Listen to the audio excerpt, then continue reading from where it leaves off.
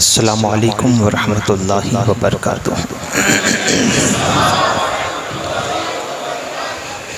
अल्हम्दुलिल्लाहि रब्बिल आलमीन वल आक़िबतु लिल मुत्तक़ीन वस्सलातु वस्सलामु अला सय्यिदिल अंबियाइ वल मुरसलीन अम्मा बाद फ़अऊज़ु बिल्लाहि मिनश शैतानिर रजीम बिस्मिल्लाहिर रहमानिर रहीम।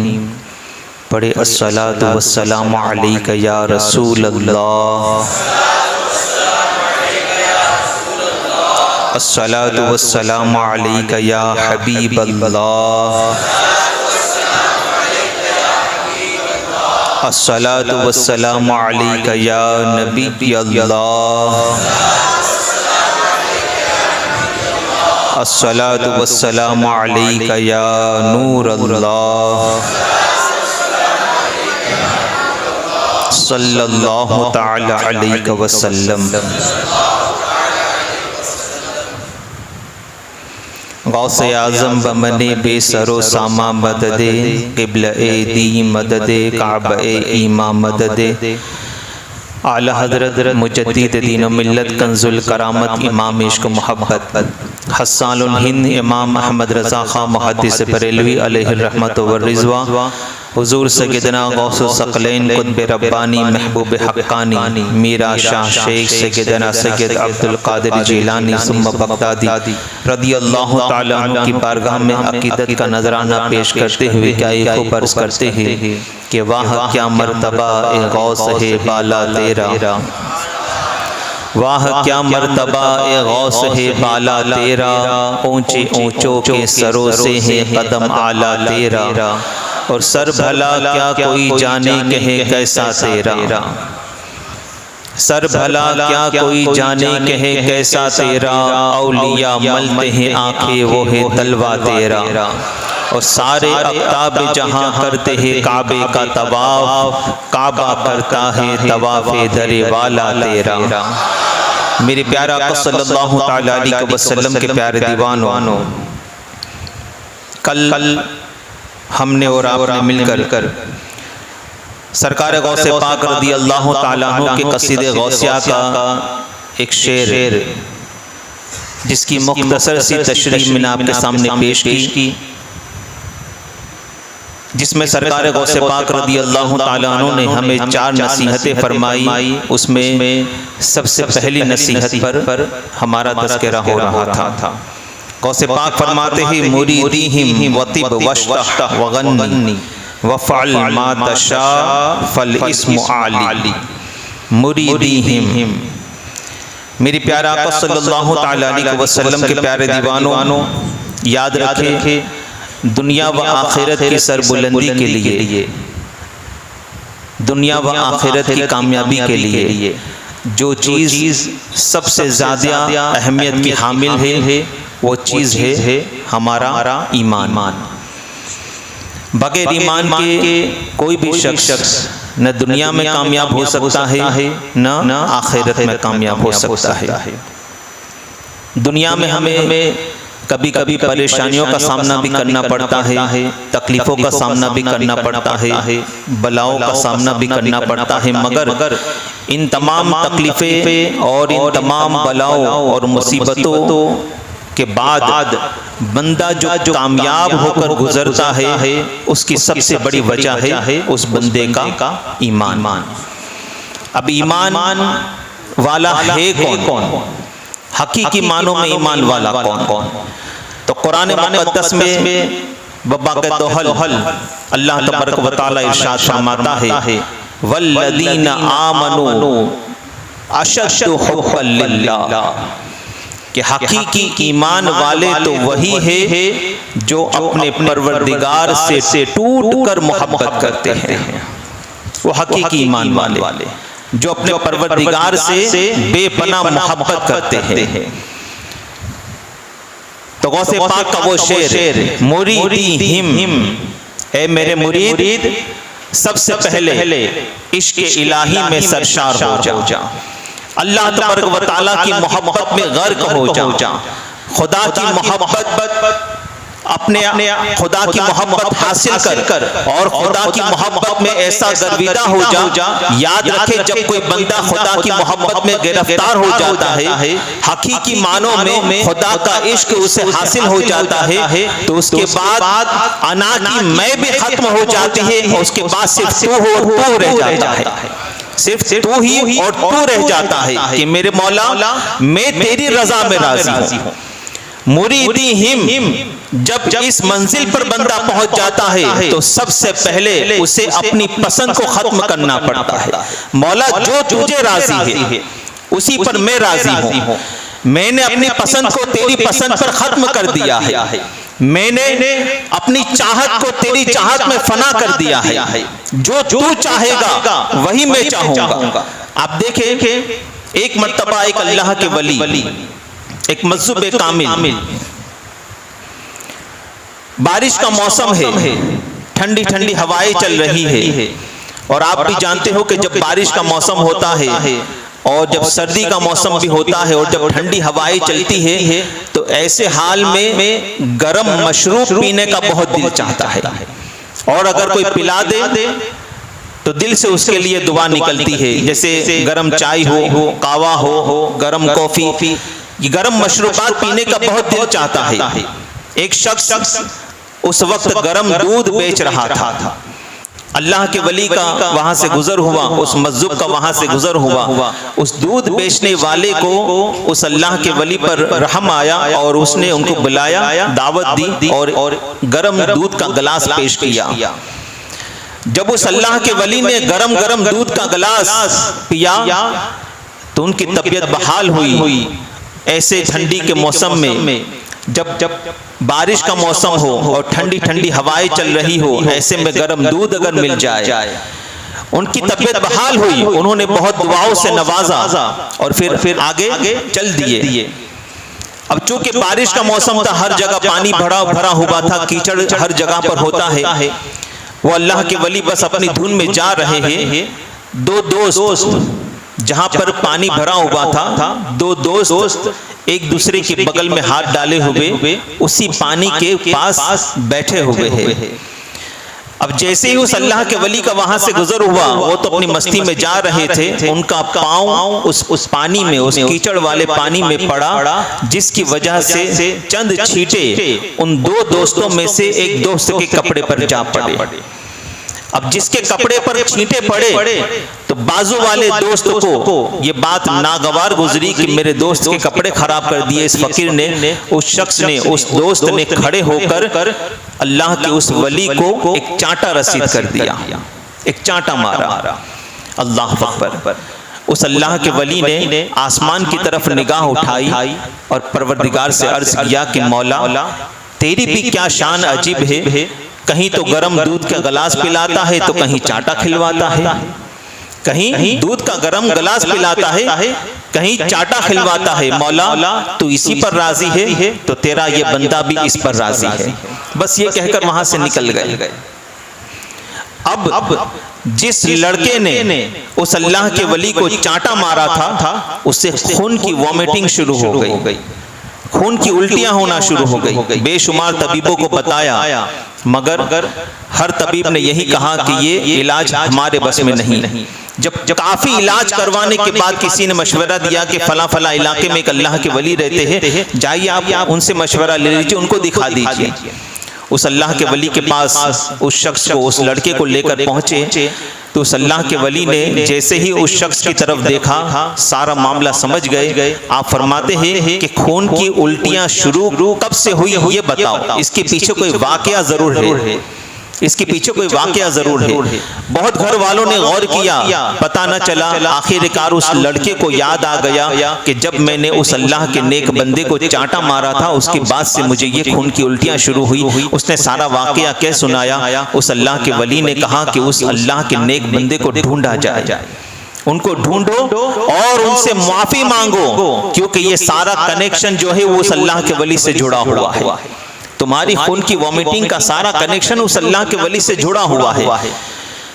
काफी देर कोशिश करने के बाद जब उन तक पहुंचे लोग, उनको ढूंढा गया, उन तक पहुंचे, उस मरीज को उनके सामने बिठाया गया। घर वालों ने कहा कि हुजूर आपने जब से इसके लिए बद्दुआ की है, इसको खून की वॉमिटिंग शुरू हो गई है, इसने आपको चांटा मारा था, आपने इसके लिए बद्दुआ कर दी, अब आप इसके लिए दुआ फरमा दीजिए, आप इसके लिए दुआ फरमा दीजिए। उस अल्लाह के वली ने कहा कि खुदा की कसम, मैंने तो सिर्फ आसमान की तरफ सर उठाकर यही कहा था कि मौला तेरी भी शान अजीब है, कहीं दूध के गर्म गिलास पिलाता है तो कहीं चाटे खिलवाता है, मैंने इसके लिए बद्दुआ नहीं की।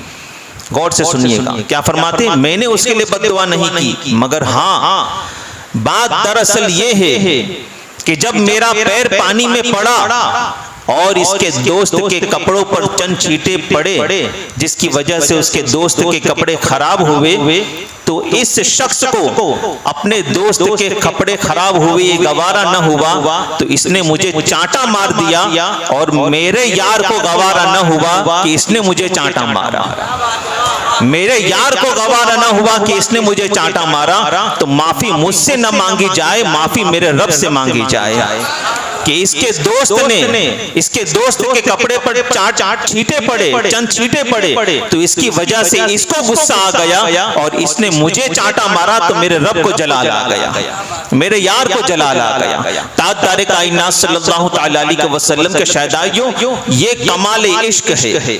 जब बंदा अल्लाह तबारक व तआला से सच्चा इश्क करता है तो इश्क जो है कमाल की हद को पहुंचता है, तो उसके बाद जो बंदा चाहता है वो खुदा चाहता है, और जो खुदा चाहता है वही बंदा चाहता है, वही बंदा चाहता है।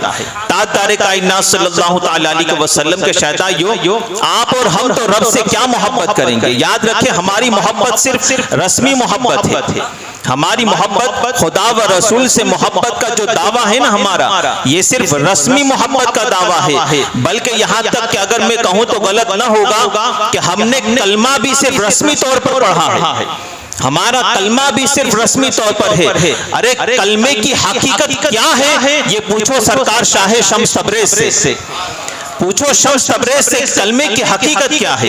ताजदारे कायनात सल्लल्लाहु अलैहि वसल्लम के शहदाइयों, सरकार शाह शम्स तबरेज ने जब जलालुद्दीन पर निगाह डाली तो उसे मौलाना रूम बना दिया, उन्हें मौलाना रूम बना दिया। ताजदारे कायनात अलैहिस्सलातु व तस्लीम के शहदाइयों, इनकी मुलाकात का वाकया भी बड़ा अजीब है, इनकी मुलाकात का वाकया भी बड़ा अजीब है। सरकार शाह शम्स तबरेज रदी अल्लाह ताला अन्हु, जब आपकी उम्र शरीफ 60 साल की हुई, 60 इयर्स, तो आपने आपकी आंखों से आश्क जारी हो गए और अल्लाह तबारक व तआला की बारगाह में अर्ज करते हैं कि पाक परवरदिगार, अब तो मुझे उस शख्स से मिलवा दे, मौला मेरी उम्र 60 की हो चुकी है, अब तो मुझे उस शख्स से मिलवा दे जो मेरे असरार और रुमूज को लफ्जों की शक्ल दे, जो मेरे असरार और रुमूज को लफ्जों की शक्ल दे। आप रात को सोए, हातिफ गैबी से आवाज आई कि शम्स तबरेज कोनिया चले जाओ, कोनिया चले जाओ, वहां तुम्हें तुम्हारी मुराद पूरी होगी, तुम्हारा मुराद वहां पर मिल जाएगा जो तुम्हारी मुराद है। सरकार शाह शम्स तबरेज रज़ी अल्लाह ताला अन्हु कोनिया पहुंचे, जिसे आज रूम कहा जाता है। आप कोनिया पहुंचे और कोनिया पहुंचने के बाद एक सराय में, जिसे हम गेस्ट हाउस कहते हैं, एक सराय में आप वहां पर सुकूनत पजीर हुए, वहां पर रुके, आपने अपने आप को ताजीर इजहार किया कि मैं ताजीर हूँ, तिजारत करता हूँ, आपको कमरा दे दिया गया। और उसके बाद जो लॉबी होती है गेस्ट हाउस के बाहर, जो लॉबी होती है जहाँ पर लोग बैठते हैं, इसी तरह उस सराय के बाहर एक लॉबी थी, वहां पर आप जाकर बैठ गए। काला लिबास ज़ेबतन किए हुए है, आप वहां पर बैठ गए। अचानक हजरत मौलाना रूम रहमतुल्लाह ताला अलैह, अभी मुलाकात हुई नहीं है दोनों की, हजरत मौलाना रूम रहमतुल्लाह ताला अलैह घोड़े पर सवार हुए, शागिर्दों की कतारे के कतारे आपके साथ मौजूद है, घोड़े पर सवार हुए। जैसे ही उस सराय के करीब आप गुजरे, शम्स तबरेज की निगाह जब मौलाना रूम पर पड़ी, सरकार शाह शम्स तबरेज की निगाह जब मौलाना रूम पर पड़ी, फौरन पुकार उठे, मेरी मुराद मिल गई, मेरी मुराद मिल गई, यही वो है। खैर आपने पता पूछा कि ये कौन है और कहाँ रहते हैं, तो शागिर्दों ने बताया कि ये फला फला मदरसे में रहते हैं। हजरत शाह शम्स तबरेज रज़ी अल्लाह ताला अन्हु जब हजरत मौलाना रूम रहमतुल्लाह ताला अलैह अपने शागिर्दों को दर्स दे रहे थे, सबक पढ़ा रहे थे, एक तालाब के किनारे शाह शम्स तबरेज़ वहां पर पहुंचे और कहा कि क्या कर रहे हो और ये क्या है। किताबों की तरफ इशारा किया, क्या कर रहे हो और ये क्या है। तो चूंकि पहली मुलाकात थी, मौलाना रूम ने कहा कि कोई फकीर, कोई दरवेश है। तो मौलाना रूम ने कहा कि ये वो है जो तुम नहीं जान सकते। ए फकीर, ये वो है जो तुम नहीं जान सकते। सरकार शाह शम्स तबरेज़ ने कहा, अच्छा ये बात है। खैर, सरकार शाह शम्स तबरेज़ ने मौलाना रूम की जितनी किताबें वहां पर पढ़ी थी, करीब ही तालाब था, सारी की सारी किताबें तालाब में बहा दी। अब उस जमाने में दवात इस्तेमाल होती थी, इंक से किताबें लिखी जाती थी। इनके वालिद की भी जितनी किताबें लिखी हुई थी, सारी के सारी आपने उस तालाब में डाल दी। हजरत मौलाना रूम रहमतुल्लाह ताला अलैह को जलाल आ गया। कहा, ए दरवेश, ये क्या कर दिया तुमने? मेरी जिंदगी भर की मेहनत को तुमने बर्बाद कर दिया। मेरे वालिद की कितनी सारी किताबें थी, उन सबको तुमने तालाब में बहा दिया। हमारी जिंदगी भर की मेहनत तबाह कर दी। हजरत मौलाना रूम रहमतुल्लाह ताला अलैह को जब जलाल में देखा, शागिर्द भी खड़े हो गए। अनकरीब ऐसा वक्त आ गया कि शागिर्द भी कुछ कर बैठते। हजरत सरकार शाह शम्स तबरेज़ रज़ी अल्लाह ताला अन्हु उस तालाब में उतरे और हजरत मौलाना रूम रहमतुल्लाह ताला अलैह की किताबों को तालाब में से निकाल कर इस तरीके से, जिस तरीके से हम धूल वाली किताब को झाड़ते हैं, इस तरीके से झाड़ कर दे रहे हैं। लो ये तुम्हारी किताबें। फिर निकालते हैं, लो ये तुम्हारी किताबें। होना तो ये चाहिए था कि किताबों में से पानी के कतरे निकलते, मगर उसके बजाय पानी के कतरे नहीं निकल रहे हैं, बल्कि धूल मिट्टी निकल रही है।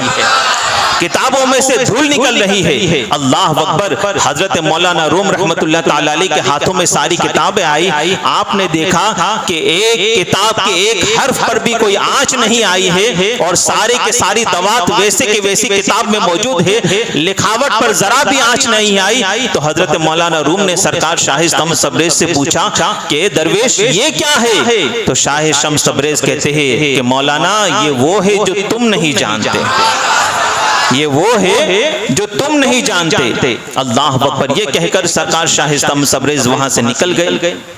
अब हजरत मौलाना रूम रहमतुल्लाह ताला अलैह के दिल की चाहत बढ़ गई कि अब फिर से इनसे मुलाकात करनी है, इस मर्द दरवेश से फिर मुलाकात करनी है। दूसरा दिन गुजरा। सरकार शाह शम्स तबरेज़ रज़ी अल्लाह ताला अन्हु उसी तरह सराय के बाहर लॉबी में बैठे हुए थे। हजरत मौलाना रूम रहमतुल्लाह ताला अलैह का फिर से गुजर हुआ। घोड़े पर सवार थे आप। सरकार शाह शम्स तबरेज़ रज़ी अल्लाह ताला अन्हु वहां से खड़े हुए और घोड़े की रकाब को पकड़ लिया। कहा, मौलाना, एक सवाल पूछना चाहता हूँ। हजरत मौलाना रूम रहमतुल्लाह ताला अलैह पहचान गई कि ये तो वही दरवेश है जिनसे मुलाकात करना चाहता था। चलो, अच्छा हुआ उनसे मुलाकात हो गई। कहा, पूछिए क्या सवाल है। कहा, ये बताइए मौलाना कि हुजूर सल्लल्लाहु ताला अलैहि वसल्लम का मर्तबा बड़ा है या हजरत बायज़ीद बुस्तामी का मर्तबा बड़ा है? बायज़ीद बुस्तामी का मर्तबा बड़ा है। हजरत मौलाना रूम रहमतुल्लाह ताला अलैह फरमाते हैं कि मर्द दरवेश, बच्चा ये बात जानता है कि मुस्तफ़ा जान रहमत सल्लल्लाहु ताला अलैहि वसल्लम की ज़ात तमाम मखलूक़ात में अफज़ल व आला ज़ात है।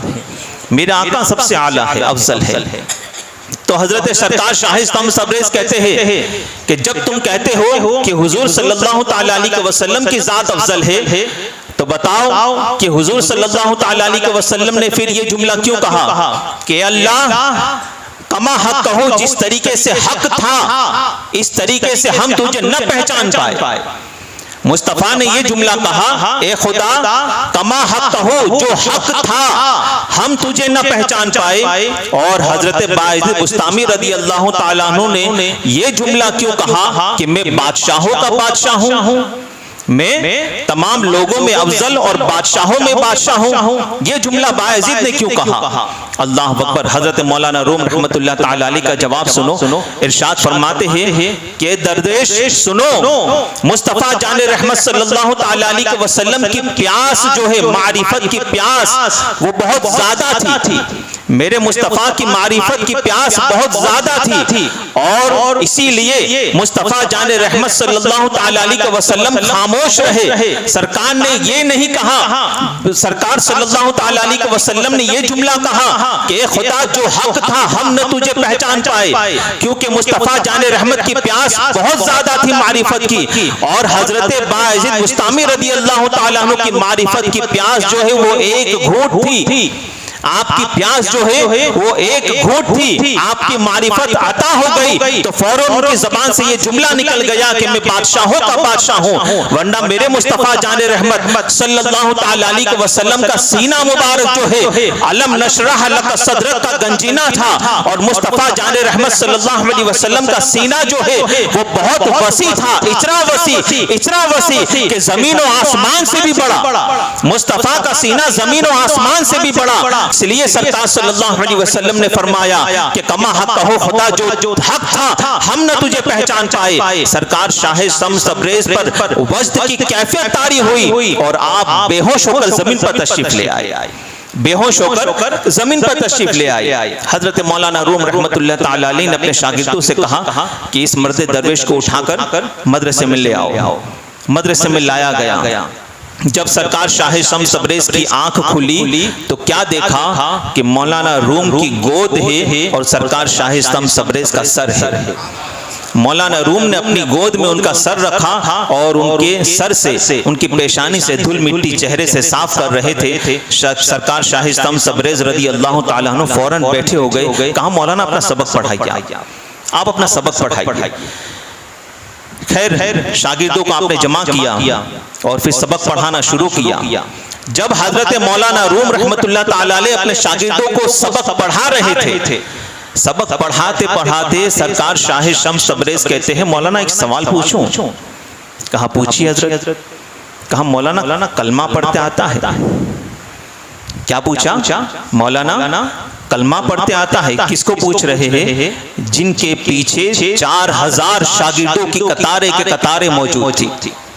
उनके शागिर्द वहां पर मौजूद भी है। और जब मौलाना रूम अपने मदरसे से घर की तरफ निकलते तो शागिर्द आपको घर तक छोड़ने जाते, और जब मदरसे में आते तो 4000 शागिर्द आपके जो थे वो अदबन खड़े हो जाया करते थे। हजरत मौलाना रूम रहमतुल्लाह तआला अलैह को सरकार शाह शम्स तबरेज पूछते हैं मौलाना कलमा पढ़ते आता है? हम जैसों को अगर कोई पूछे, आप जैसों को अगर कोई पूछे तो यार कलमा पढ़ते आता है तो आपको भी ताज्जुब होगा ना कि यार कैसी बेवकूफ़ी वाला सवाल करता है। हमसे अगर कोई पूछे कि बताइए आपको कुर्बानी की दुआ आती है तो हमें भी ताज्जुब होगा कि यार कैसी बात कर रहा है, ये कैसा सवाल कर रहा है। हजरत मौलाना रूम रहमतुल्लाह तआला अलैह को सरकार शाह शम्स तबरेज ने पूछा कि बताइए आपको कलमा पढ़ते आता है? हजरत मौलाना रूम रहमतुल्लाह तआला अलैह ने जवाबन इरशाद फरमाया कि हाँ हुजूर कलमा पढ़ते तो आता है, कलमा पढ़ते तो आता है। कहा कितनी किरत से पढ़ सकते हो? क्या पूछा फिर? कितने लहजे में पढ़ सकते हो, कितनी किरत में पढ़ सकते हो? हजरत मौलाना रूम रहमतुल्लाह तआला अलैह का जवाब सुनो। इरशाद फरमाते हैं कि हुजूर मैं 70 लहजों में कलमा तैयबा पढ़ सकता हूँ। कितने? 70 किरतों में मैं कलमा तैयबा पढ़ सकता हूँ। सरकार शाह शम्स तबरेज ने कहा ठीक है मौलाना सुनाइए, फिर सुनाइए कलमा पढ़ के। कहा हुजूर अब आपके सामने क्या पढ़ना? कहा नहीं मैं कहता हूँ पढ़ के सुनाइए, मुझे सुनना है। सरकार मौलाना रूम रहमतुल्लाह तआला अलैह ने सरकार शाह शम्स तबरेज को 70 लहजों में कलमा पढ़कर सुनाया, 70 किरतों में कलमा पढ़कर सुनाया। जब 70 किरतों में कलमा पढ़कर सुना दिया तो सरकार शाह शम्स तबरेज का जवाब सुनो। इरशाद फरमाते हैं मौलाना 70 किरतों में कलमा पढ़ा, एक बार भी सही नहीं पढ़ा। क्या फरमाते हैं? एक बार भी सही नहीं पढ़ा। अब वो आजीजी थी मौलाना रूम की। कहते हैं हुजूर मैंने तो 70 मरतबा सही नहीं पढ़ा, अब आप ही मुझे सिखा दीजिए। ये आजीजी देखिए आप, आजीजी। हुजूर आप ही बता दीजिए फिर किस तरीके से कलमा पढ़ा जाता है, सही तरीका आप ही बता दीजिए। हजरत सरकार शाह शम्स तबरेज कहते हैं कि मौलाना एक काम कीजिए, पहले 2 प्लेट मंगवाई, मिट्टी के बर्तन उस जमाने में चलते थे, मिट्टी की 2 प्लेट मंगवाई गई। सरकार शाह शम्स तबरेज़ रज़ी अल्लाह ताला अन्हु ने एक प्लेट सीधी रखी, एक प्लेट को उसके ऊपर उल्टी कर दी, ऊंधी कर दी, जमीन पर रखी और सरकार शाह शम्स तबरेज़ ने कलमा पढ़ा, ला इलाहा। जैसे ही इलाहा कहा वो दोनों प्लेटें छत पर जाकर टकराई, वो दोनों प्लेटें छत पर जाकर टकराई और जैसे ही इल्लल्लाह कहा वापस प्लेटें छत पर से वापस जमीन पर आ गई। इस तरह बार बार तकरार करते रहे, ला इलाहा इल्लल्लाह, ला इलाहा इल्लल्लाह। बार बार प्लेट छत पर चली जाती और इल्लल्लाह पर जमीन पर आ जाती। हजरत मौलाना रूम से सरकार शाह शम्स तबरेज़ कहते हैं, ऐ मौलाना, जब तुम्हारे कलमे में ये तासीर पैदा हो जाए तब समझना तुमने कलमा सही पढ़ा है, तब तुमने कलमा सही पढ़ा है।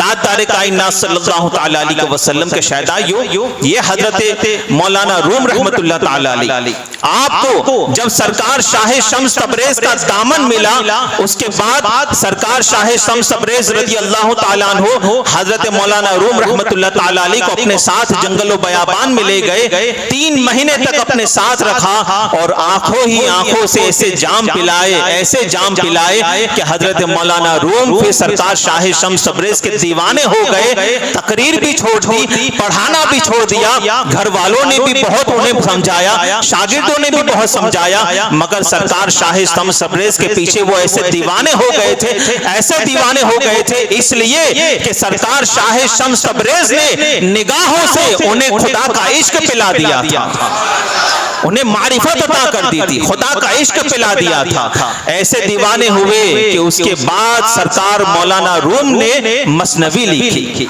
उसके बाद आपने मसनवी लिखी। ताजदार कायनात सल्लल्लाहु तआला अलैहि वसल्लम के शहदाइयों, आज जो लोग माअज़ल्लाह रब्बिल आलमीन ये झूठा इल्जाम लगाते हैं और कहते हैं कि मौलाना लोग जो है वो शरीयत वाले हैं, खानकाज़ादे जो है वो तरीकत वाले हैं, शरीयत और तरीकत को जो लोग अलग करते हैं, मैं कहता हूँ नादानो याद रखो, शरीयत ही जीना है तरीकत तक पहुँचने का, शरीयत ही जीना है, शरीयत ही सीढ़ी है तरीकत तक पहुंचने का। बगैर शरीयत के कोई तरीकत तक पहुंच ही नहीं सकता, बगैर शरीयत के कोई तरीकत तक पहुंच ही नहीं सकता। अब इसको आसान सी जबान में अगर मैं आपको समझा दूं, आसान सी जबान में आपको समझा दूं कि याद रखें, रास्ते पर चलना, किसी रास्ते पर चलना इसको शरीयत कहते हैं, किसी रास्ते पर चलना इसको शरीयत कहते हैं। अब उस रास्ते पर चलना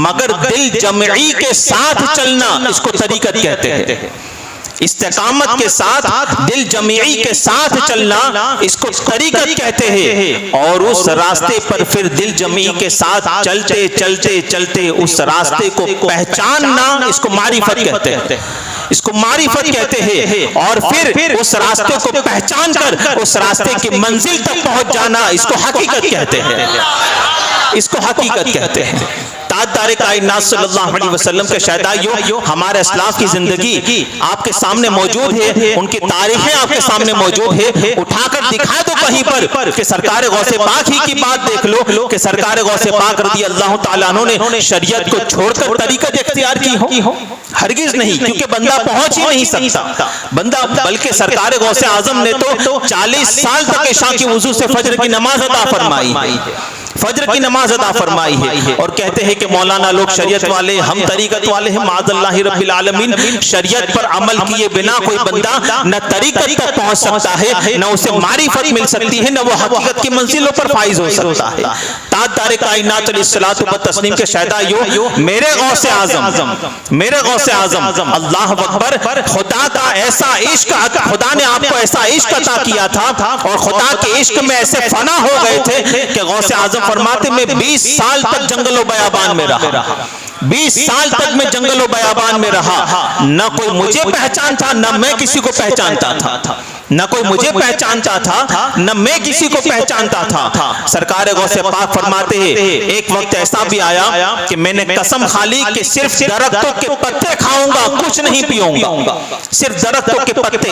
1 साल तक दरख्तों के पत्ते खाते रहे, 1 साल तक। याद रखे, किसी जिसको मारिफत हासिल हो जाती है, खुदा का सच्चा इश्क हासिल हो जाता है, फिर उनको ऐसी ग़िज़ाओं में भी मिठास मौजूद होती है, उनके लिए मिठास मौजूद होती है। अल्लाह ताला ऐसे चीजों में भी उनके लिए ग़िज़ा पैदा कर देता है। सरकार गौसे पाक फरमाते हैं 1 साल तक मैं दरख्तों के पत्ते खाता रहा, कुछ नहीं पिया, सिर्फ दरख्तों के पत्ते खाता रहा।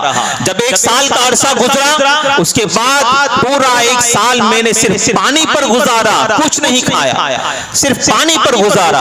और जब तीसरा साल आया, गौसे पाक फरमाते हैं मैंने कसम खा ली अब न कुछ खाऊंगा न कुछ पीऊंगा, न कुछ खाऊंगा न कुछ पीऊंगा।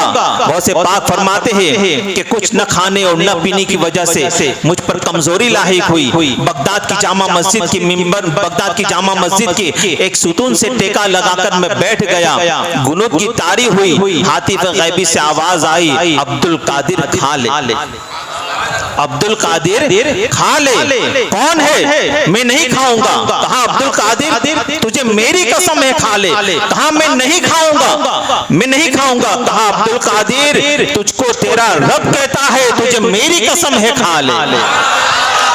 कसमें दे दे के खिलाता है, पिलाता है तुझे, प्यारा अल्लाह तेरा, चाहने वाला तेरा। गौसे पाक, गौसे पाक, गौसे पाक। मेरी अल्लाह तबारक व तआला की बारगाह में दुआ है, अल्लाह तबारक व तआला हम और आपको सरकार गौसे पाक रज़ी अल्लाह तआला अन्हु की सच्ची पक्की मोहब्बत अता फरमाए, गौसे पाक की मोहब्बत में जिंदा रखे, उसी पर खात्मा बिल खैर मदीने में व बगदाद मुअल्ला में अता फरमाए। अस्तगफिरुल्लाह रब्बी मिन कुल्लि ज़ंबि व अतूबु इलैह।